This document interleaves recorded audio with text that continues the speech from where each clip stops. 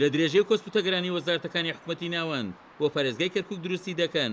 وەزارەتی ناوخۆی عێراق ڕێنمایی دەرکردووە کە تابلۆی پارێزگاکانی هەرێم لە بەغدا و پارێزگاکانی تری عێراق نەهێڵێت و ئەو تابلۆیانە بۆ سە پارێزگاکانی عێراق بگوازرێنەوە. لە قەرار 68 لە ساڵی 2016 ئەو سیانن کە هەوردەی ناو عێراق بێ بە دوو شێوە بێت تۆمارکرێ، یەک بە شێوەی مناندری سیاری هاوشێوە، دوو دانانی ڕسم.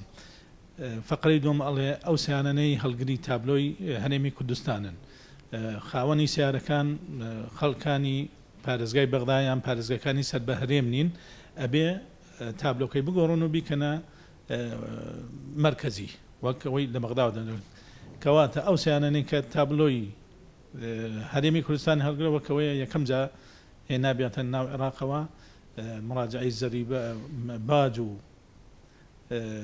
گومرکیشەکە ئەوراقەکانی تاوەکە ئەو تابلۆی ئەگۆڕێ، لا ئێمەش ڕسوومی ئەدا لە مرۆڤ ئەجا تابلۆکەی بە شاغل لا ئێمە دەست نیشانەکرێ و خەبەری هەرێمی کوردستانە دەین لە ڕێی ممەثلی وەزارەی داخلیەوە لە بەغدا کە ئەو ڕقەمەی لا ئێمە گۆڕا، ڕقەمی تازەی پێدراوە و لای ئەوانش دەتوانن بۆ سیارەیەکی تر دابینی بکەن. پارێزگاری کەرکووک شڕای دەگەیەنێت وەزارەتی ناوخۆی هەرێمیان لەو ڕێنمایان ئاگادار کردووەتەوە بۆی چارەسەری پێویست بۆ کێشەکە بدۆزنەوە.